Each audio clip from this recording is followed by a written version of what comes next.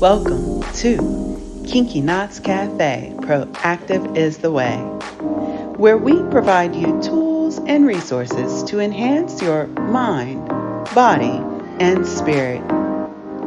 Get ready, folks. Let us nurture you from the inside out.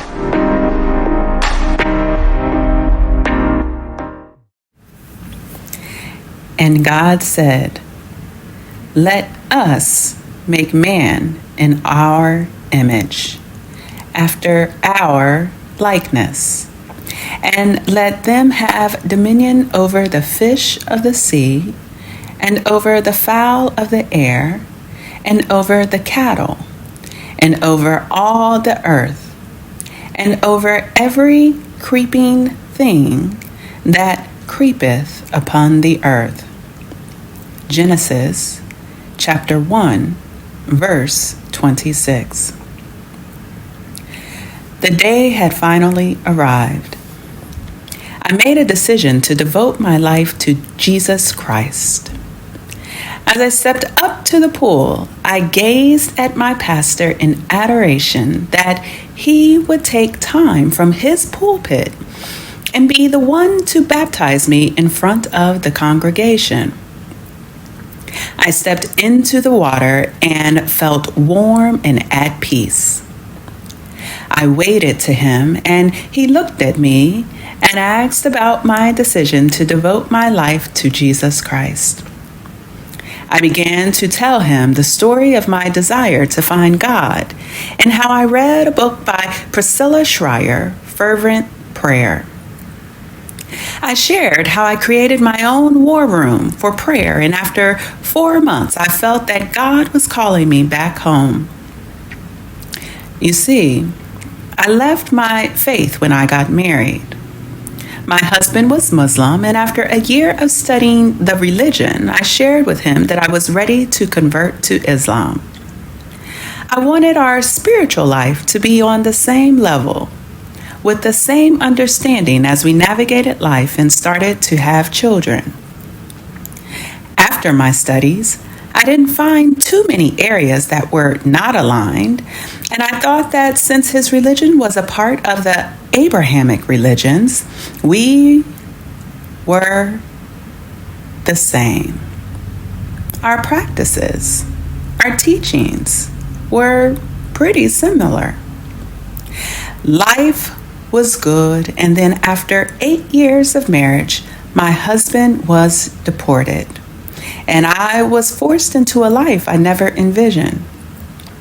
I was a married, single mom. I didn't want that life for my children or myself, so I decided to move to Senegal, West Africa, only to find out that my husband had moved on. I was devastated. I tried to find a way out of my relationship, and while still married, I fell in love with another man, a man in which I still love until this day. There was no way in which we could be together there, and I started to experience a number of unexplainable illnesses. One night, as I was praying, I heard an audible voice. It said, "Toya, return home. Take care of your children, and all will be well." After my prayer, a couple hours later, my father called. He shared that he would pay for our flights back home. So I returned home and decided that I just needed to strengthen my spiritual life. I couldn't grasp how this could happen to someone who was a devoted Muslim, wife, and a mom. After that experience, I truly wanted to find God. I decided to return back to my roots as a Christian. My pastor, he prayed over me, dedicating my life back to the Lord and Savior Jesus Christ, and dipped me into the water. This day was the beginning to the end of a life in which I had found comfort and always known. It was the day when two worlds collided as I began a journey into the seen and unseen world. I thought that returning home as a single mom to 3 kids was going to be an enduring experience. No, that was just a precursor to the many, many trials that was about to begin. After my baptism, I became a bit of a religious zealot. I was devoted to sharing with the world the benefits of walking in the life of Jesus Christ. Each day, I would dive deeper into scripture and a multitude of other Christian literature and started writing about my experience, the people I admired, and I was praying for everyone and everything every single day. My family, friends, co-workers, people I met on the street, nature, the earth, everything. I bought and distributed literature to help individuals understand the differences between the Muslim God and Christian God. When I look back on that moment, I can see that I may have been a bit extreme. But my thoughts at that time were, when you are a servant of the Lord, you don't half step in this life. You go all in. I actually keep my Facebook open so that people can learn about my experiences and transition. During my growth, though, something in me changed. I started asking questions about the stories in the Bible, and without having fully read through all of the Bible, I was immediately guided to the exact answer. I kept note cards and would write the question, and when I was answered, I wrote the book, chapter, and verse. I was astonished. I knew something was very different about this experience. Then I started to have many more nudges and whispers, and this intrigued me. I got this grandiose idea to pose more challenging questions, such as, did God leave the Israelites? And if so, did he return? Why do Muslims and Christians serve a different God if they are a part of the Abrahamic religions? I started inquiring about topics that challenged my understanding of the religion and was starting to go in a direction that was not aligned with just being a servant, but more of an investigator. This took me on another turn within my spiritual life, and those whispers and nudges started conflicting. In addition, I felt a change at my church as people I once engaged with seemed distant or no longer were present for mingling after the sermon. At work, every time I would walk into a conference room in which I booked, people were always in my space or made my experience uncomfortable by whispering 13 or 666 and falling silent when I would walk in a room to have a seat. Life started to become very bizarre and uncomfortable. Technological issues and chaos ensued at work. Nonetheless, I was still fervent in prayer and continued to serve the Lord. But it was in this moment, though, I started to experience different energies, whispers that challenged me to open up and see beyond what I understood, asking me to explore areas in which I was taught were forbidden.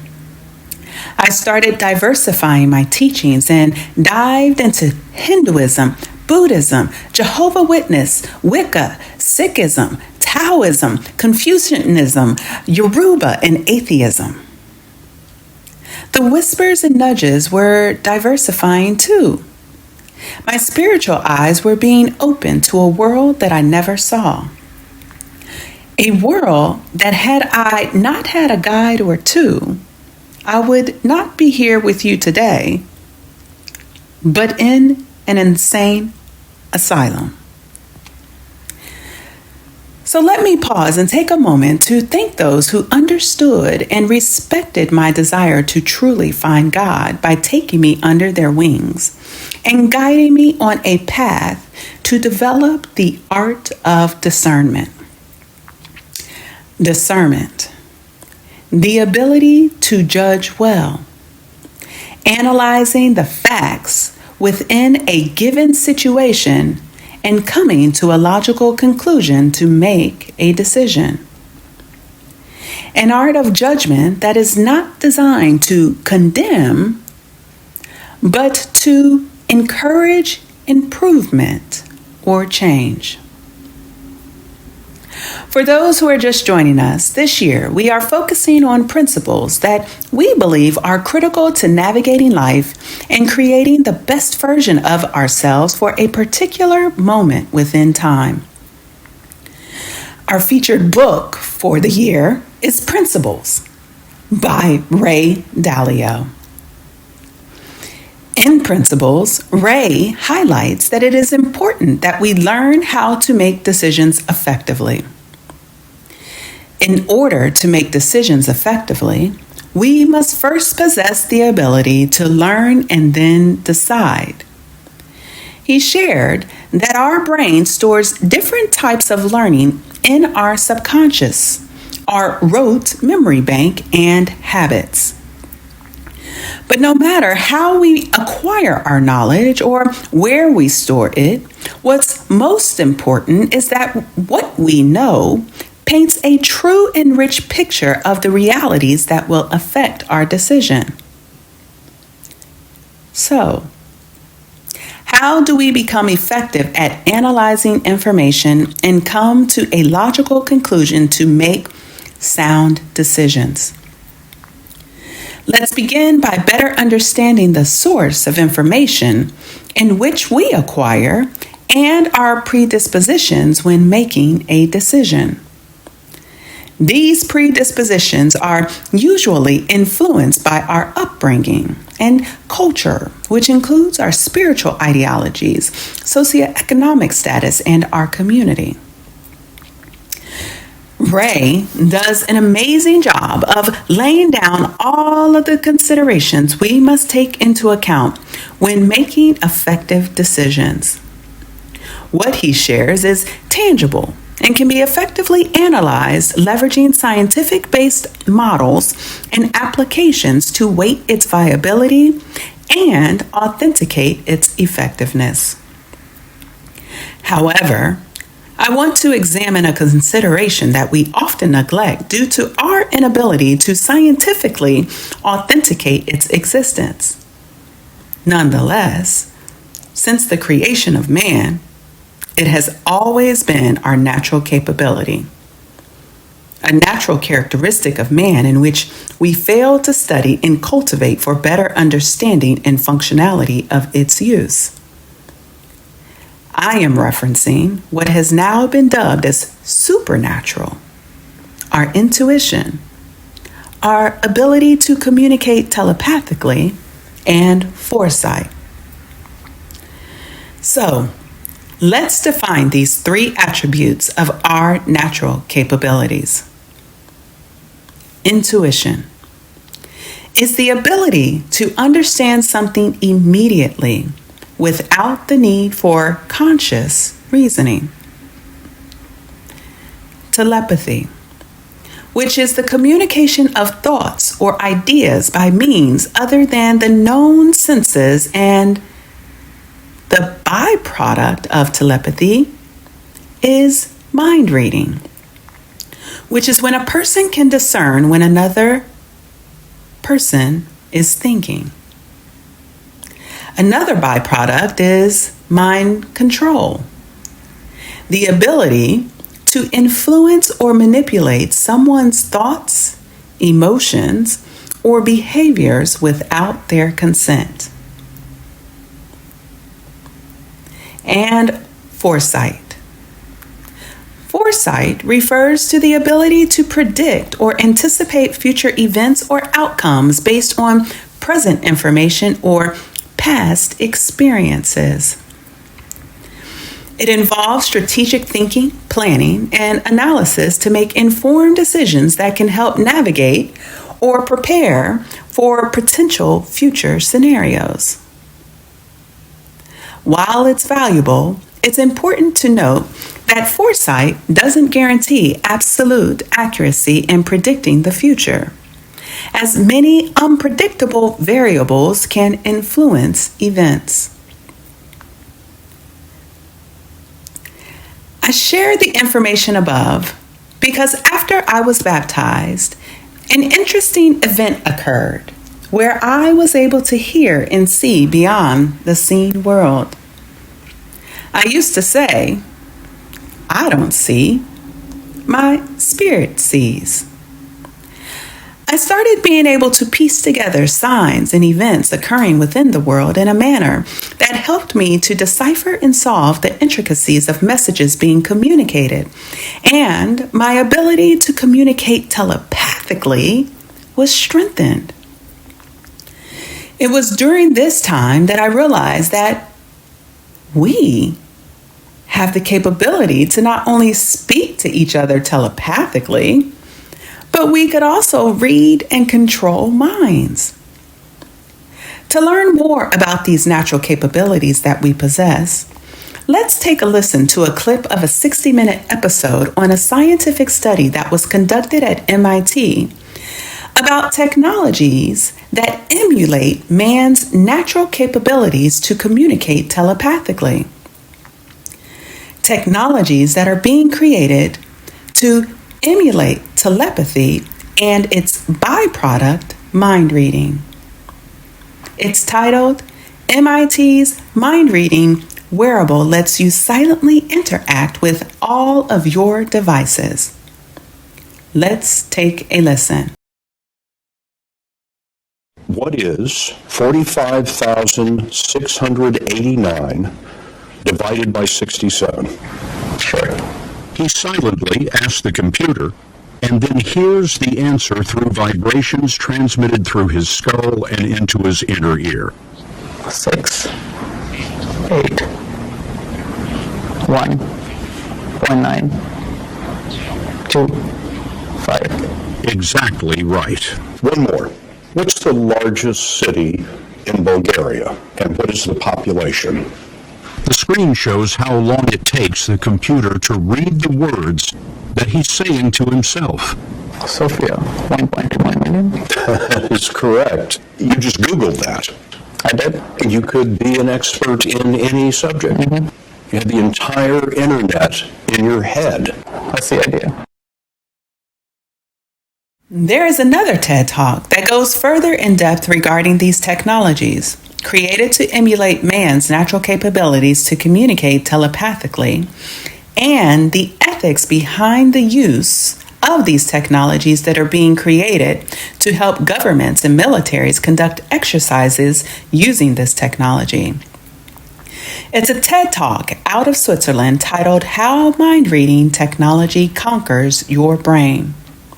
It can be found on YouTube, and I will include the link in the description for your review. When I started on my Christian journey, I sought for a resource that could help me to better understand the whispers and nudgings in which I kept experiencing. I was able to find the guidance in which I sought and solace in knowing that I was not alone in trying to interpret this newfound experience in which I encountered. In an effort to learn how to make effective decisions leveraging our natural capabilities, I found within Christian literature techniques in which we can leverage to become better at understanding these whispers that can influence our decision making. Today, we will learn more about these whispers by reviewing Discerning the Voice of God by Priscilla Schreier, and I'll highlight some techniques from The Power of a Whisper by Bill Hybels, founder and lead pastor at Willow Creek Church in Barrington, Illinois. Priscilla leads Going Beyond Ministries, through which her and her husband provides spiritual support and resources to learn more about Christ via their conferences and through her books and Bible studies program. She is a wonderful teacher and wrote and teaches extensively on how to discern the voice of God.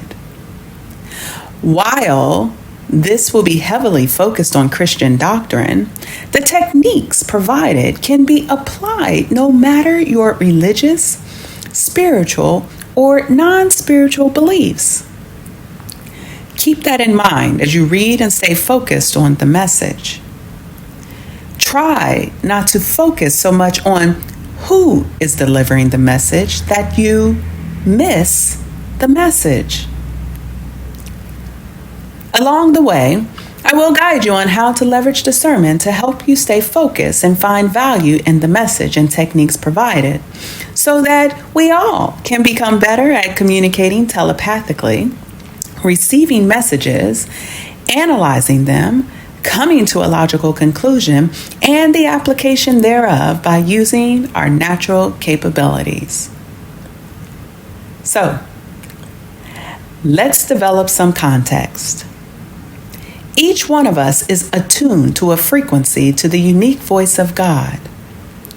Whether you define God as the creator and ruler of the universe and source of all moral authority, aka the supreme being, or you define God as a human being with supernatural capabilities, a being that has power over nature or human fortunes, no matter how you define God, we are all dialed into a particular frequency. Even an atheist is dialed into a particular frequency. And in actuality, if you leverage the second definition of God, atheism does not exist. Let me explain.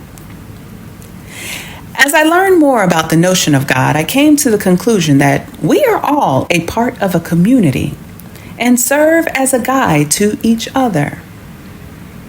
I realize that God is not necessarily a supreme being, but the meaning of God is actually an acronym for Guides of Destiny. And each one of us possesses a natural capability and energy designed to support ourselves and others throughout our journey through life. I learned that my relationship with God is more personal and directly impacts the decisions that I make in life. Defining God in this manner allowed me to finally be able to assign accountability, as I am now aware of those who are in support and do not truly support me. I no longer seek for justification or justice from an inanimate source. I am directly aligned with the source. God is energy.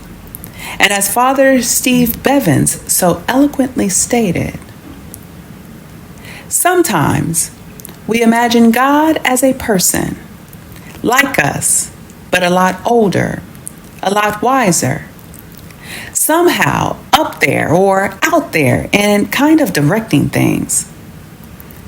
I've moved away from understanding God in that way. God is movement. God is an embrace. God is flowing through the world.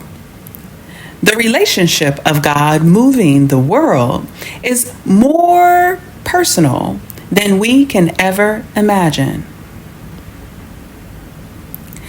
I am fully aligned with Father Stephen Bevins in that God, he, she, it is energy.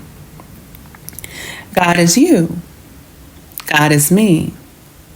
I am her, and she is I. It is I, and I am it. God is plurality. God is male, female, nature, and the energy of our ancestors. Due to this understanding, we are stewards of one another. And in that, each one of us has a great responsibility that should not be taken lightly or done haphazardly. As a result of my newfound belief and full understanding of God, I took a position to accept and embrace all communities and leaned on the side of tolerance of everyone's cultural influences and life choices. As such, I no longer demonize whispers or guidance that is not a part of my belief system, but I embrace the guidance that come from many different people, ethnic groups, cultures, and even my ancestors. Living in this state is extremely challenging, as every day I must attune my ear to the messages that come from all walks of life, categorizing and time-stamping these whispers into what is directed for me, someone else, or to be leveraged in the future. In order to do this well, it was very important that I learn the art of listening. This is the first technique highlighted in Priscilla's book, Discerning the Voice of God. Keep in mind, Priscilla's belief is aligned with the first definition of God. Priscilla shares that it is important to create time, space, and opportunity to hear God, and it is paramount for those who desire to sense God's Spirit's conviction, to receive God's detailed guidance, and to discern God's intimate leading. It is important that you find a quiet space and remove and refrain from all distractions. In addition, it is critical that you leverage the word within your spiritual practice. In my day-to-day, this means taking time within my day to devote to speaking to and listening to God, my guides of destiny. I generally use my workout time to get into a meditative state, as my workout always concludes with setting an intention and a yogic practice to calm and heal my body, mind, and spirit to prepare for the day. In addition, I leverage a multitude of literature, secular and non-secular readings, articles, and yes, folks, even social media to receive messages. If used strategically, this is another viable resource. Under the Christian faith, the Bible serves as their living guide. If you want to be able to receive the whispers and discern how the nudges and whispers are guiding you, you must read the Bible. However, if you choose to pursue the route of being more open-minded and fluid, living in this manner takes serious practice and devotion. You see, I am not aligned to one faith or group of people. I have chosen to align with everyone, so my ability to discern must be thoughtful, organized, and I must be strong and content with what I know and believe about myself. Which leads me to the next technique in which she highlights as it relates to understanding the desires of your heart, or as Bill Hybels suggests, being aligned with your character. Priscilla shares that God will help structure your desires to help you do what pleases Him. He will change your desires to fit His will. Under a Christian context, this is how their community is designed. It is critical that for God to work effectively through you, that you study the Bible and spend time alone with God so that you can be guided. When I served as a Christian, I will say that this was one of the most reassuring and peaceful attributes of the faith. My community, when fully aligned, would be there for me, guiding me on my path. But choose your community well, as this can be impacted by your race, gender, and class. Nonetheless, you will be protected and nurtured. And even if you get off track, they are there walking alongside you and guiding you back to the Word. When I decided to embrace guidance that fell outside of my Christian faith and accept knowledge and guidance from a multitude of sources, I must say I felt a bit liberated. I was able to live out my truest desires and permitted to digest the knowledge of the world without feeling like I needed to conform to a certain way or possess certain mannerisms aligned to a structural religious system.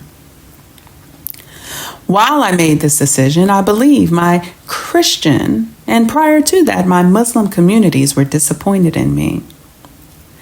Nonetheless, I sensed that they understood that my intentions were pure, and I was elated that over time my Christian and Muslim community learned to accept my choices, and when needed, still to this day provides me the guidance I desire or need. Once again, if you choose a path such as this, it takes a great deal of practice and understanding of yourself. You must spend enough time getting to know who you are. What are your likes and dislikes? What are your strengths and weaknesses? What health ailments or dispositions do you possess? What is your educational background, your expertise and experience within life? It is critical. I repeat, critical, that you spend time in self-reflection, understanding yourself and your truest desires.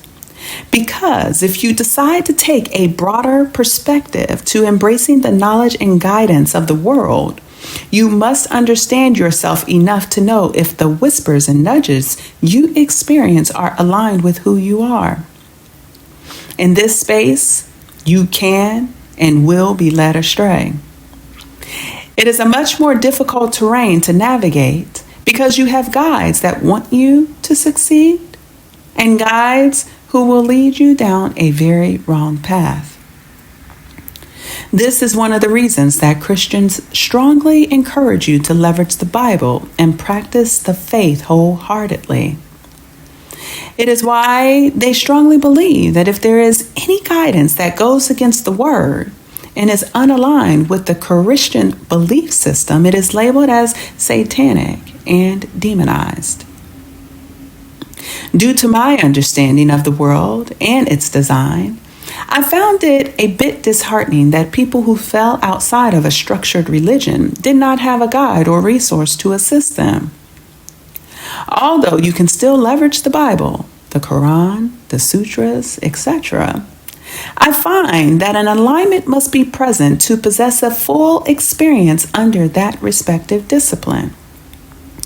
This is one of the reasons why I truly appreciate the Dalai Lama's efforts to create a program targeted to our younger population to enhance social, emotional, and ethical learning, which takes a secular approach to helping individuals develop sound morals and values and assist them to improve their overall emotional intelligence as they navigate life and manage people.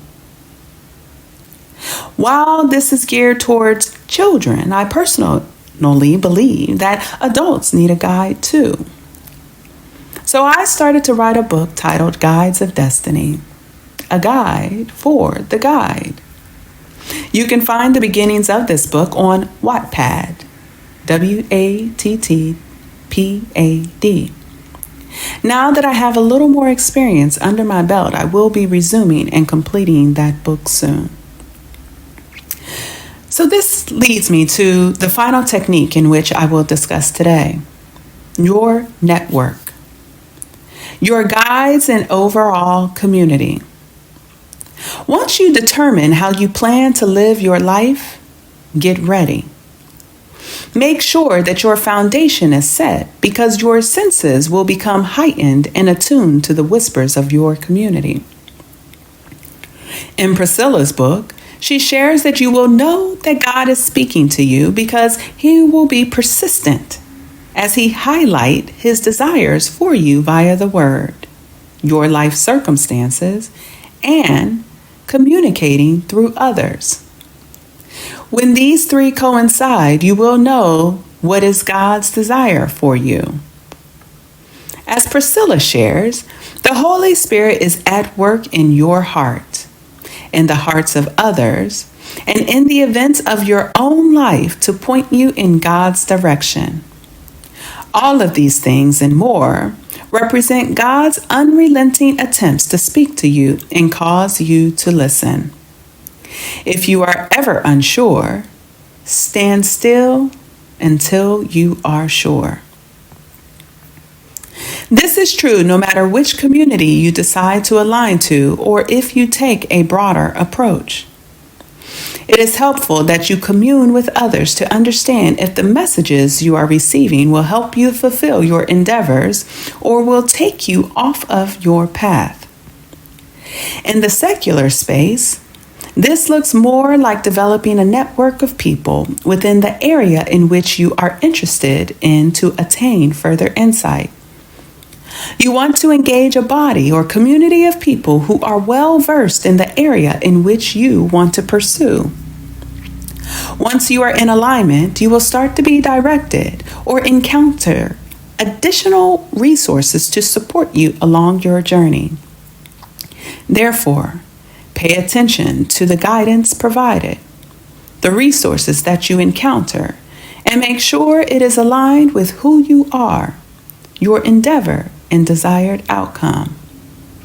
If you are someone who tends to leverage their intuition or gifts of foresight, please note that these natural capabilities do possess a level of unpredictability due to external factors that come into play. The steps provided above will help you to minimize or eliminate confusion, inconsistencies, and confirmation bias, which is the tendency to interpret new evidence as confirmation of one's existing beliefs or theories. One point to note is that there are many communities that exist, secular and non-secular. These communities leverage their gifts of foresight to identify talent. When these communities identify an individual that possesses a certain talent, you will be pursued like a star recruit. It occurs within numerous spaces, and there will be a desire for you to align with a particular community so that you will be provided the guidance, the resources, and be challenged within your network. This is desired as it will help you to hone in on your talent and find further success, or within certain religious spaces, groomed to promote their cause or initiatives. For those who are younger, this may be a lot to manage and a bit confusing. It will be one of the most challenging times within your life, especially if you were not a part of a community, or if you are, but another community desires your skill set, your talent. This is why I strongly encourage you to set your foundation first and leverage the techniques provided to help you judge well and make effective decisions within your life. So let's take a moment to recap some of the techniques provided today. Technique 1, the art of listening. Develop a practice that will help you to focus and be able to listen most effectively to the messages that are being communicated. Whether it is via the Holy Spirit or leveraging telepathy, it is one of the most important strategies in which you can implement to have an effective spirit-led or guided life. I strongly encourage you to practice every day. Everyday practice will help you become exceptionally skilled at listening well. Technique number 2. Reading is essential. You will need to practice and build a habit of reading. The words will speak to you. If reading is not your thing, there is a quote that I love that helped me. Read what you love until you love to read. I started with articles, then I started taking a more structured approach, leveraging social media by connecting with resources who were more skilled in an area in which I am or was interested. I built a network of people and resources within that area. Then I dialed into others who love to read to better understand how did they develop the desire to read and find the time.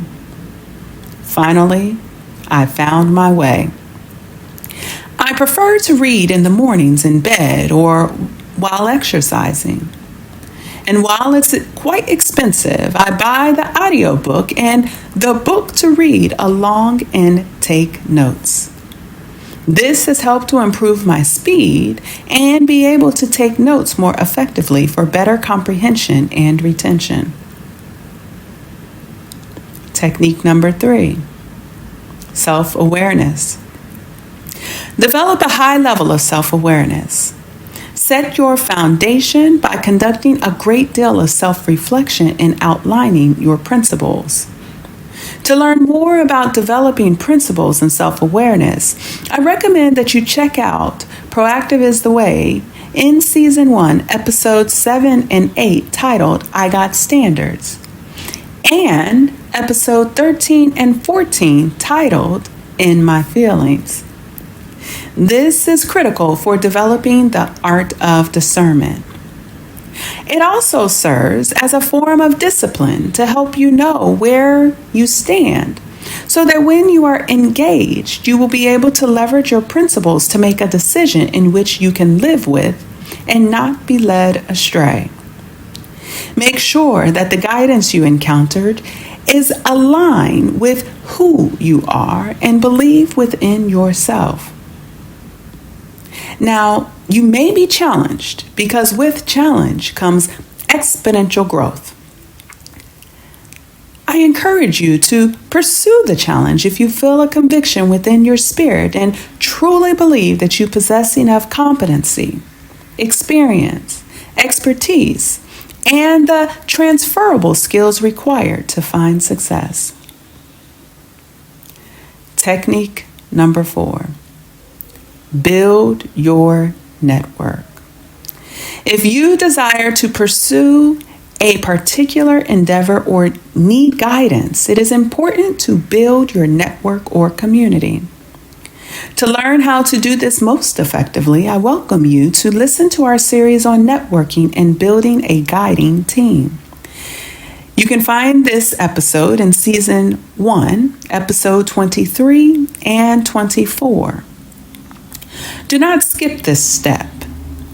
If the thought of networking frightens you, lucky for you, social media or networking has made this process less invasive and easier to navigate as networking chains are more informal and accessible.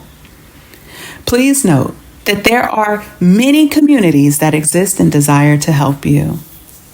These communities are in secular and non-secular spaces, and some even overlap. As previously shared, they will leverage their gifts of foresight, intuition, and telepathy to identify if you possess the competency to fill a role, or if your raw talent will be an asset within their community. It will be critical for your foundation to be set so that you do not succumb while going through their process to evaluate you. All right, folks, I hope you enjoyed our conversations today. What I shared today was just a few of the techniques highlighted within Priscilla and Bill's book. These techniques can be applied across the secular and non-secular spaces. However, if you are a Christian believer or interested in the Christian faith, each author goes further into detail with regards to how to better understand the whispers and the application thereof. And I strongly encourage that if you want to get better at this skill, to pick up a copy of both books. You can find them on the KK Cafe approved book list. Join us in 2 weeks as we continue our discussions on the Art of Discernment, as Tiffany joins us to discuss the techniques she uses to judge well. We will also share some tips and concepts to consider from others to develop your artistry in discernment. We look forward to you joining us. In preparation for our discussions, please make sure to pick up a copy of Discerning the Voice of God by Priscilla Schreier and The Power of a Whisper by Bill Hybels. To access all replays or learn more about Kinky Knots Cafe's Proactive is the Way, please visit www.kinkyknotscafe.com. Proactive is the way, my friends. Take good care.